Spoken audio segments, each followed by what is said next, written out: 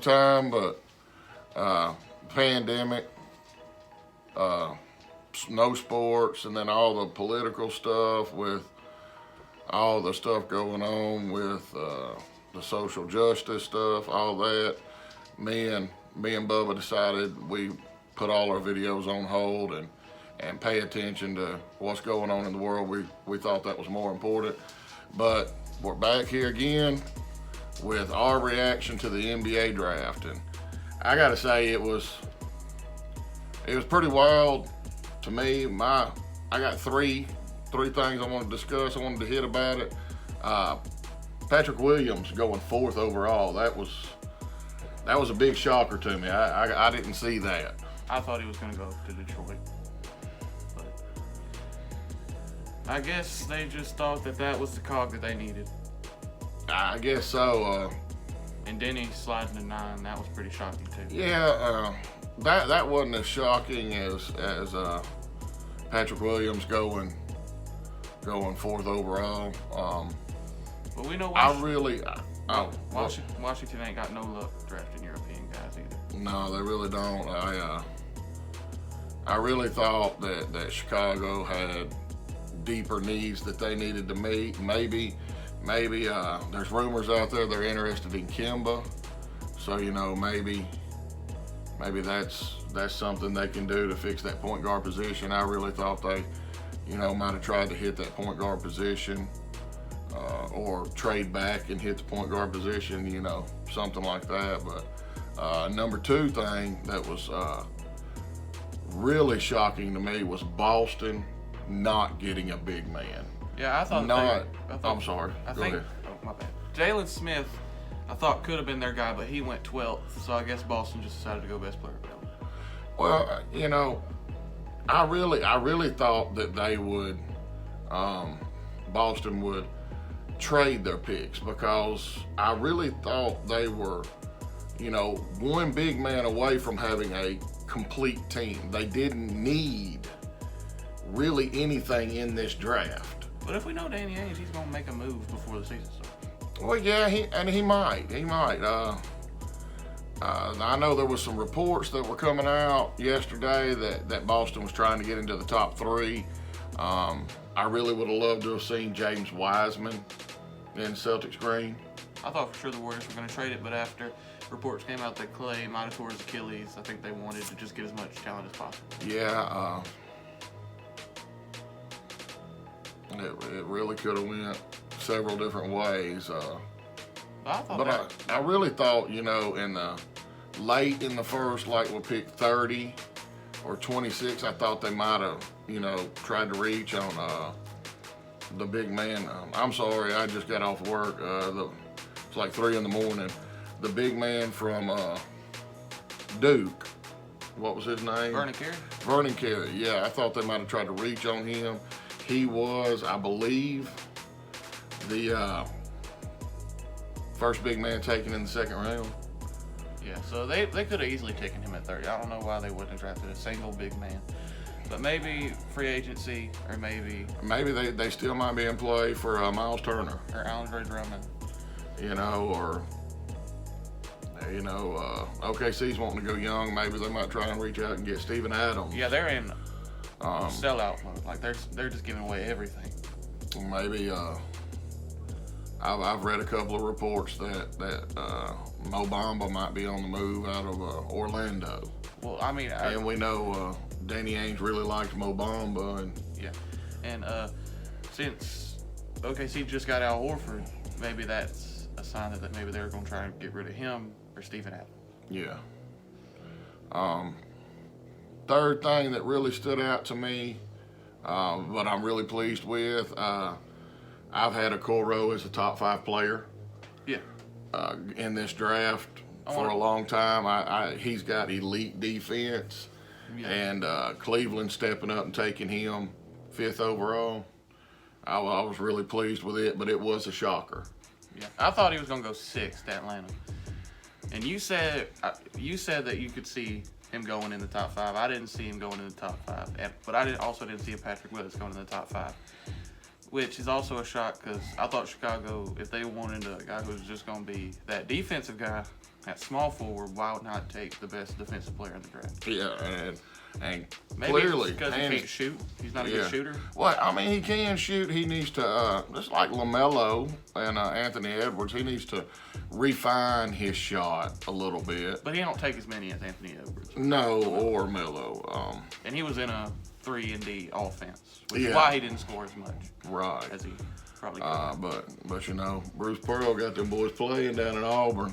Yeah, he is the Mike D'Antoni of college basketball. Yeah. That was my three shockers of the draft. I think everything else pretty much went But you the know, way I thought it was gonna go. no picks being exchanged in the lottery shocked me. Yeah, Not a single one. It did, but you know, right after the lottery, I mean, you start Like at seeing 17. OKC move around, gathering up more picks. But Patrick Williams is he's gonna be a great player. I think he's going to be very good. I'm not going to step out there and say great, but I think he's going to be good. He could be that guy that they need that can just guard everybody. Because Kobe White can't play defense. Zach LaVine don't play defense, even though he could. Lowry don't play defense. Wendell's a good defender, but he's undersized. Yeah. So they got two guys that can. And Patrick can guard 1 through 4. He can. He's a very good player, but I think what was it, 7 points a game in college? 9, but that Florida State team, he wasn't asked to score. Yeah. Onyeka's slipping. No, Onyeka didn't slip. My bad. No, another one. You know, if I had to come up with a fourth one, Obi Toppin.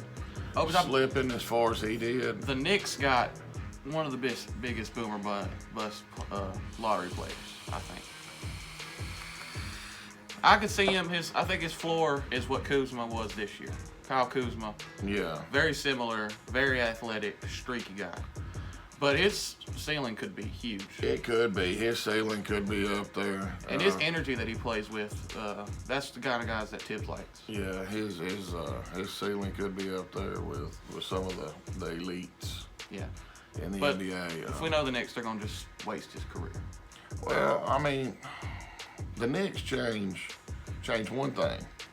Their owner and the whole fortune could change around. Yeah, but he ain't going to. We know he ain't going to sell the franchise. Well, No matter how bad the Knicks fans want it. stranger things have happened. But that's my takes, man. Oh, and Detroit, I'm trying to remember. The point guard that they got could be the best point guard in the draft. Which one did they get? I'm trying to remember his name. Or was it Halliburton? No, it wasn't Halliburton. Halliburton, that man's got such an ugly jump shot. But Killian Hayes Killian Hayes. could be the best point guard in the draft. Could be. On a side note, I really like the pick Boston made at 14. I did too. Nesmith, he could be the best player in the draft too, but he had I think it was a stress fracture in his foot. Yeah. Which is why he slipped so far.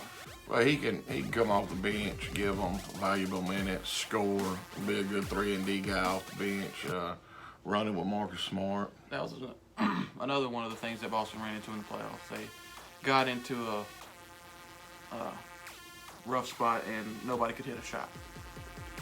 Yeah, but big man is the biggest thing they need. Daniel Tice, I like him. He's a good player, but Bam Adebayo just had his way with him. Yeah.